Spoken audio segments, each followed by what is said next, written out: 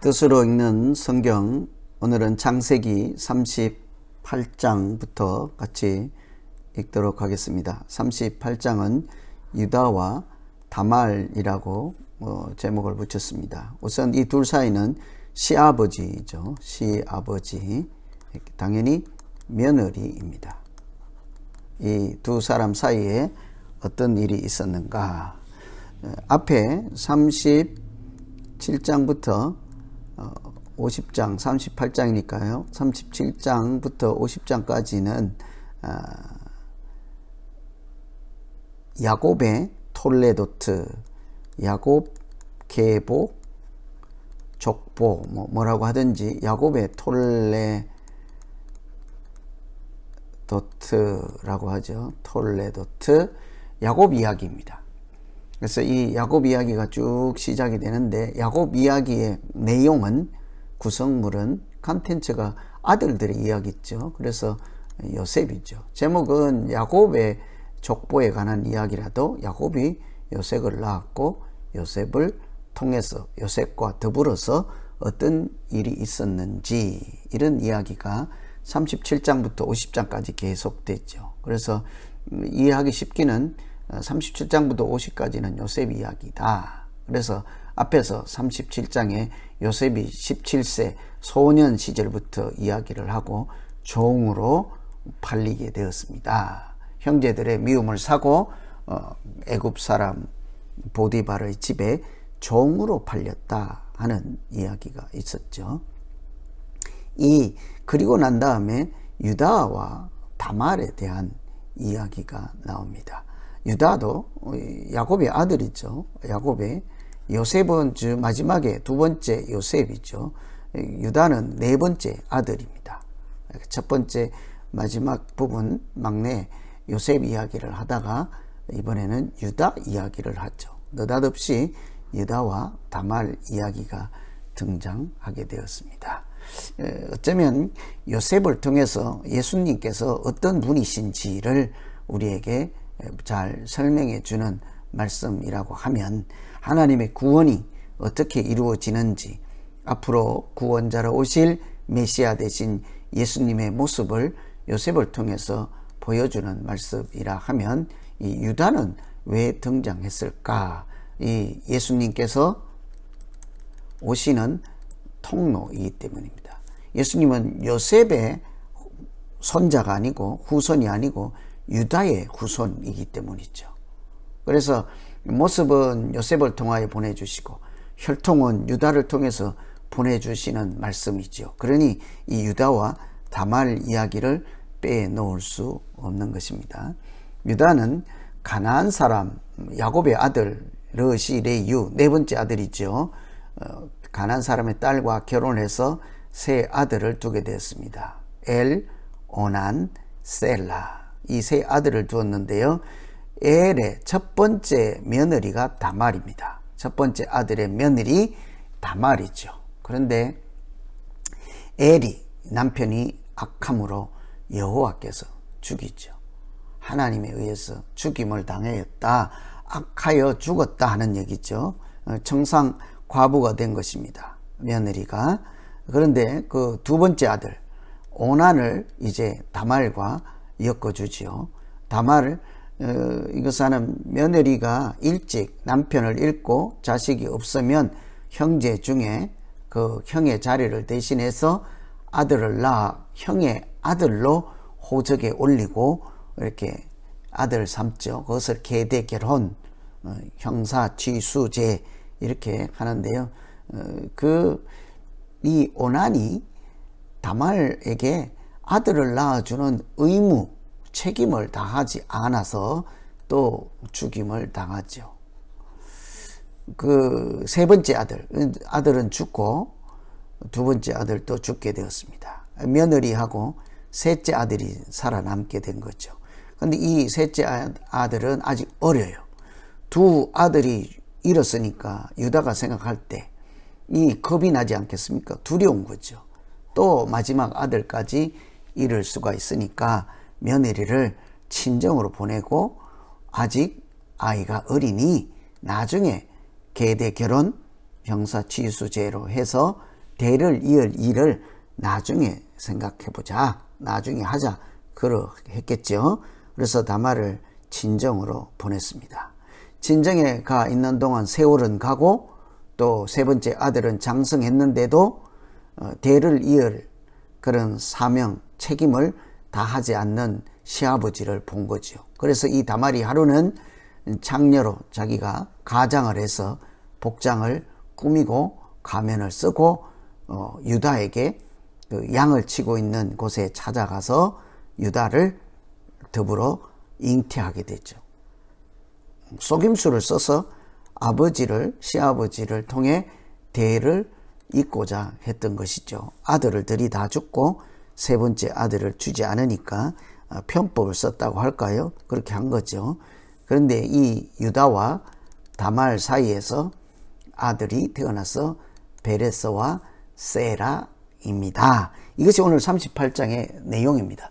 겉으로는 도덕적인 타락이라고 할 수 있겠죠. 도덕적으로 상상이 안 되는, 있을 수 없는 일이다.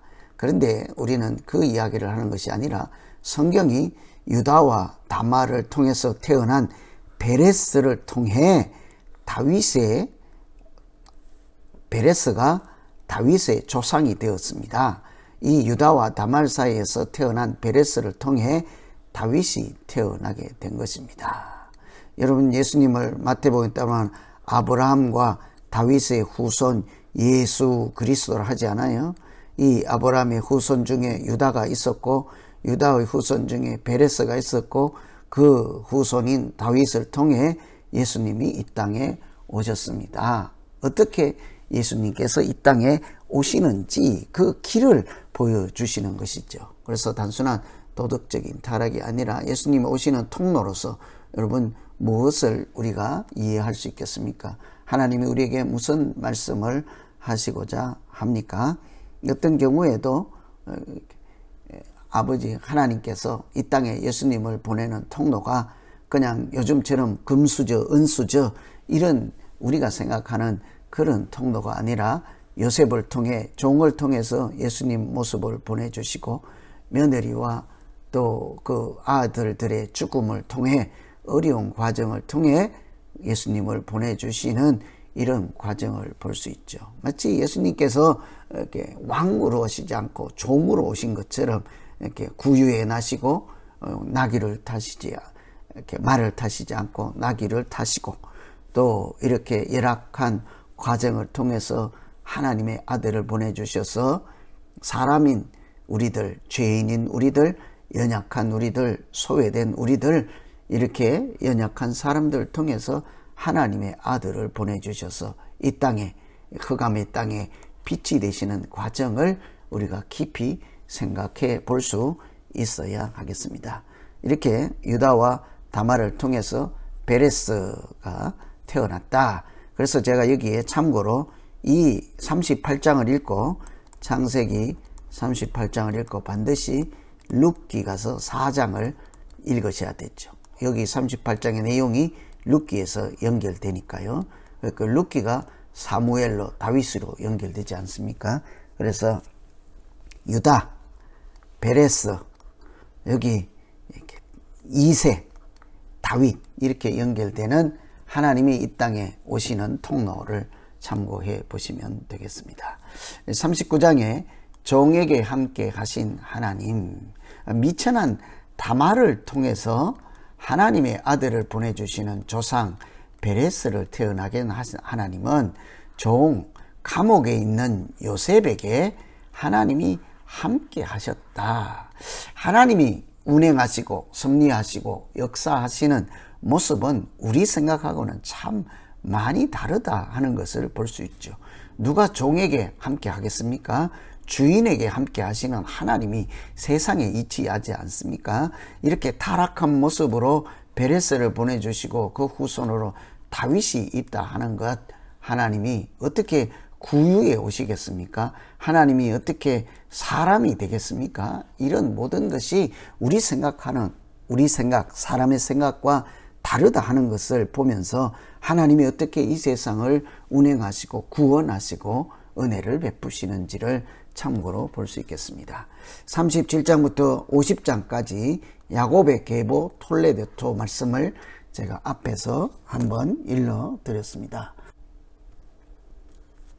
37장부터 50장까지는 야곱 이야기 덩어리 묶음, 창세기에는 톨레도테가 10개 등장하죠. 계보가. 그 중에 마지막 야곱의 톨레도트, 요셉, 또 요셉의 아들, 요셉의 형제들, 야곱 가족 있죠. 야곱의 가족 이야기라고 하겠습니다. 이 요셉이 37장에서 종으로 애굽에 팔려가서 애굽에서 사는 모양은 시작은 시위대장의 보디발이라고 하는 사람의 종으로 팔린 것입니다. 그러니 요즘으로 말하면 왕을 지키는 사람, 호위대, 친위대 이런 왕을 지키는 호위무사들 총괄하는 사람에게 그 집에 종으로 팔려갔다. 어쨌든 요셉이 종으로 팔렸다 하는 것입니다. 하나님이 함께 하셨다. 형통하게 하셨다. 어떻게 종을 하나님이 함께 하시고 어떻게 형통케 하실까? 요셉의 꿈을 기억하십니까? 하나님이 요셉이 형제들의 또 하늘에 있는 별들이 요셉에게 이렇게 절을 하는 장면을 통해서 하나님이 앞으로 요셉을 어떻게 사용하실지를 미리 꿈으로 예견해 주었죠. 하나님 나라가 요셉을 통해서 어떤 일이 있을지, 구원하는 역사가 어떻게 임하는지, 이렇게 종을 통해서 백성들을 만민이 구원받는 그런 이야기를 하죠. 마치 아브라함 한 사람을 통해서 천하 만민이 구원받는 이야기. 그것의 한 가닥, 줄기가 요셉을 통해서, 종을 통해서 사람들이 하나님을 만나고 하나님의 은혜를 경험하는 이야기라고 할 수 있겠죠. 그래서 감옥에 있는 종에게 하나님이 함께 하시고 하나님이 함께 하심으로 요셉이 형통하게 된 것입니다. 여러분, 겉모양은 종입니다. 감옥이지요. 그런데 표현은 무엇입니까? 형통이래요. 이것을 잘 기억해야 우리가 믿는 바가 무엇인지, 믿는 도리가 무엇인지, 믿음의 길이 무엇인지 알 수 있는 것이죠. 여러분, 지금 형통하십니까? 그러면 무엇을 생각할까요? 부자 생각할 거예요. 돈이 많다 생각할 거예요. 내 마음대로 다 되었다. 소원을 성취하였다. 이렇게 돼요. 아니죠. 형통은 겉으로는 부자가 아니고 종입니다. 가난하죠. 내 마음대로 되지 않았습니다. 내 소원 하나도 이루어지지 않았습니다. 그런데 그것을 하나님이 형통케 하고 있는 중이라 하잖아요. 무엇일까요? 겉으로는 종일지라도 그를 통해서 하나님의 뜻이 이루어지고 있고 하나님이 함께 하셨다. 이것이 성경에서 말하는 형통이죠. 그래서 하나님이 요셉을 위하여 애굽 사람의 집에 복을 내려주었다. 이것이 형통인 것입니다. 종인 요셉을 통해서 또 종을 위해서 애굽 사람의 집에 복을 내렸다. 예수 믿는 나를 위해서, 예수님이 나를 통해서 미천하고 가난하고 사람들에게는 칭찬 듣지 못할, 이렇게 부러워하지 못할 대상처럼 보이지만 하나님이 나를 통해서 세상에 복을 주시는 은혜의 통로입니다. 믿는 자들의 정체성이라 할 수 있겠습니다. 요셉이 옥에 갇혀서 하나님이 함께 하시고 범사에 형통케 하시는 이야기입니다. 39장, 40장에 이제 하나님이 함께 하시고 형통케 하는 일들의 구체적인 모습이 뭘까? 신하들이 감옥에서 꿈을 꾸는데 해석하는 사람이 없습니다. 그 요셉을 통해서 하나님이 꿈을 풀어주지요. 옥에 갇힌 술 맡은 관원장, 장관들이라 하겠습니다. 떡 굽는 관원장 두 사람이 고위 관직이 잘못을 해서 감옥에 갇히게 된 거죠. 그런데 그들이 감옥에서 꿈을 꾸었으나 능히 그 꿈을 해석할 자가 없어서 이들이 답답하여 이렇게 어찌할 바를 모를 때 요셉 그 감옥에서 종으로 있는, 그것도 외국 사람입니다. 어린 아이입니다. 청소년이겠죠. 그런데 아무리 해도 지혜자, 그 애굽에 있는 누구도 꿈을 해석할 수 없을 때 그 감옥에 있는 종, 유대인 중 하나님의 아들이라고 할 수 있는 요셉 어린 아이에게 물을 때 요셉이 이렇게 얘기를 해요. 해석은 하나님께 있지 아니하나이까? 해석은 하나님께 있지 않습니까?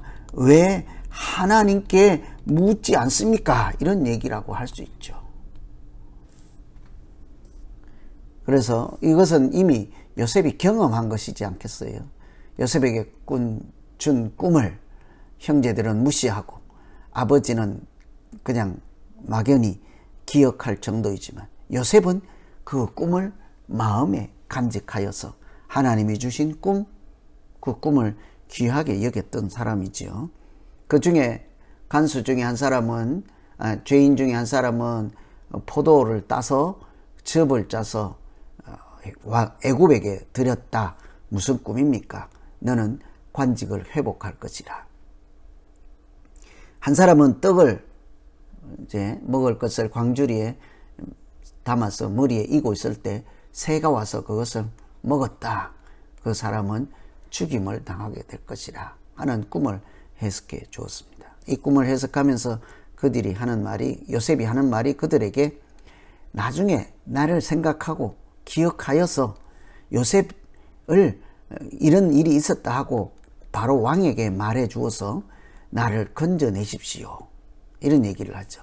나를 기억해달라. 나중에 회복하면, 장관 자리에 가면 나를 잊지 말라.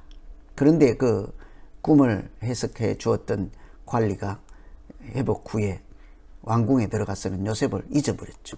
어쩌면 당연하겠죠. 감옥에서 만난 종을 뭐 그리 대단하다고 생각하겠습니까? 이렇게 요지는 감옥에서 다른 사람의 꿈을 요셉이 해석하였다. 무슨 이야기일까요? 하나님이 요셉에게 지혜를 주시고 꿈의 해석은 하나님께 있다 했으니 하나님의 마음을 요셉이 그 꿈꾼 신하들에게 알려준 것이죠. 요셉을 형통하게 해가는 과정입니다. 하나님과 함께 하신 하나님을 소개하는 내용이라고 할 수 있겠죠. 41장은 이번에는 신하가 아니라 왕의 꿈을 해석하는 요셉입니다. 파리한 소 7마리가 살찐소 7마리를 잡아먹었습니다. 꿈이죠.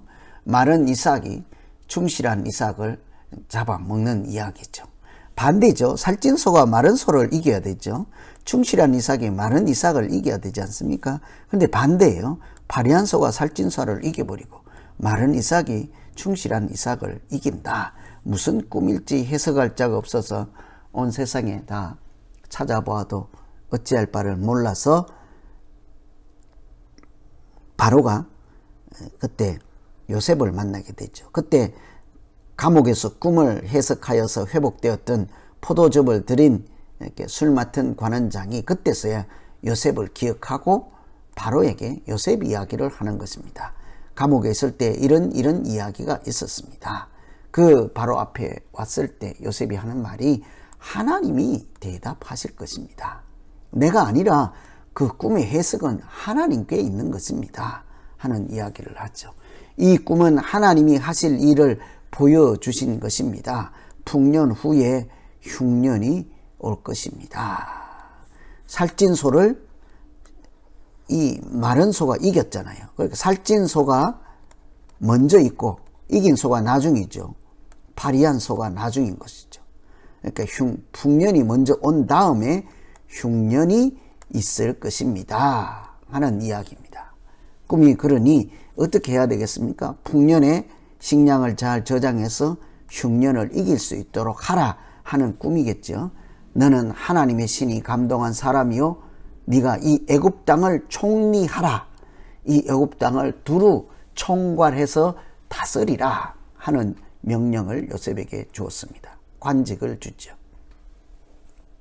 그 당시 요셉이 거기에 있는 아스낫이라고 하는 사람, 거기에 제사장의 딸이지요. 그때 제사장의 딸 아스낫과 사이에서 아들들을 낳게 됩니다. 이 온 제사장이라고 하는데 어쨌든 요셉은 그 땅에 있던 제사장의 딸인 아스낫과 사이에서 므낫세와 에브라임을 낳게 됐죠. 요셉의 아들 므낫세, 에브라임 이름 정도는 기억해 두어야겠죠. 두 아들이 있습니다. 그래서 저는 항상 너무 이제 혼동스러우니까 요므에 헷갈리지 않게 요셉의 아들은 므낫세, 에브라임, 요므에입니다. 꼭 기억하시면 좋겠습니다. 야곱의 아들이 요셉 있고 베냐민 있잖아요. 마지막에 이 요셉의 아들이 므낫세, 에브라임인 거예요. 므낫세는 고난을 잊게 했다. 수고로운 땅에 내 수고를 다 잊게 하셨다. 종으로 팔려와서 총리가 되고 아들을 낳았으니 감회가 새롭겠죠. 얼마나 감격이겠습니까? 에브라임이 이제 하나님이 나를 장성하게 하였다. 이런 이야기입니다. 37장부터 50장 야곱의 톨레도트이지만 주제 내용은 요셉이죠. 요셉이 종으로 팔리게 되었습니다. 종의 모습으로 오는 예수님 생각해 볼 수 있죠. 종이지만 함께 하시고 형통케 했다. 예수님이 어떤 형편에 있어도 늘 하나님이 함께 하시고 형통케 했지요. 겉모양이 아니라 그를 통해 하나님의 뜻이 이루어지게 하지 않습니까? 그것이 십자가요. 그것이 구원이지요. 그래서 종인 요셉을 통해 예수님을 보여주시고 또 유다를 통해 다말을 통해서 예수님이 오시는 통로를 알려주셨습니다. 유다가 베레스이죠. 연약한 자들, 아들을 낳지 못하는 사람, 이렇게 시아버지 사이에서 계대 결혼의 모습으로 대를 이어서 하나님이 예수님이 오시는 통로로 쓰임받는, 이것은 단순한 쾌락을 위한 아버지를 시아버지의 유혹이 아니죠. 대를 이어서 아들을 낳기 위해 또 하나님의 뜻이 이루어지는 통로로 쓰기 위해 수모와 멸시, 죽음, 목숨을 각오하고 다말이 그 어려운 일에 뛰어든 것이라 하겠죠. 실제로 화형을 당할 위기를 당하지 않았습니까? 그런 목숨 걸고 한 일을 통해 베레스가 오고 룻기에 읽어보시면 여기에 이새가 다윗의 아버지죠.